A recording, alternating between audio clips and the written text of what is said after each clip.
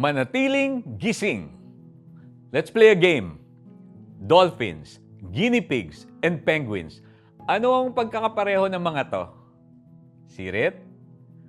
They can all sleep with their eyes open.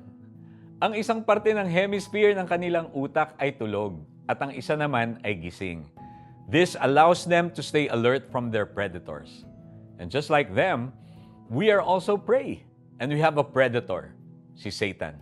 He is always on the hunt to tempt us and cause us harm. To avoid entrapment, Apostle Paul gave us 3 propositions in 1 Thessalonians 5:6. First, manatiling gising. When we are asleep, we lose awareness of what's happening around us. So Paul implied na huwag tayong masyadong relaxed. Haven't you noticed? Our defenses are down during times of weaknesses and when we are too comfortable in life. Kaya panatilihin nating bukas ang ating mga mata at maging mapanuri tayo bago gumawa ng hakbang. Second, maging laging handa na parang isang Girl Scout o Boy Scout by putting our full confidence in God, reading His Word, and applying them in our lives. Kayang-kaya nating salagin ang kahit anong ibato sa atin ng kaaway.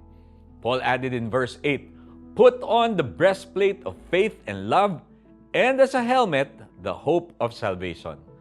The full armor of God is made available to us. Kaya suotin natin ito araw-araw.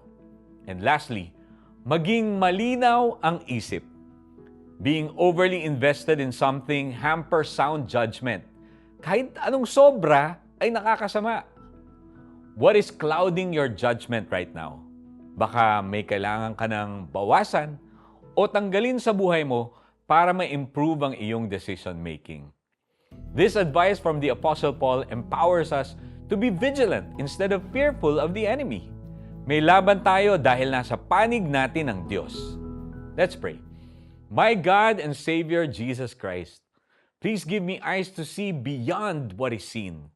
I put on your full armor daily and I trust that you're granting me a sober mind. In your name I pray. Amen. Show your fashion design skills. Iguhit sa isang papel ang disenyo mo ng armor of God ayon sa Ephesians 6 verses 10 to 18. Idikit ito sa iyong board to remind you to stay alert and wear your heavenly armor daily.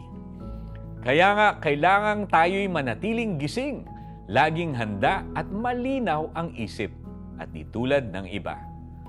1 Thessalonians 5:6. This is Iko Gonzalez reminding everyone that God is always good.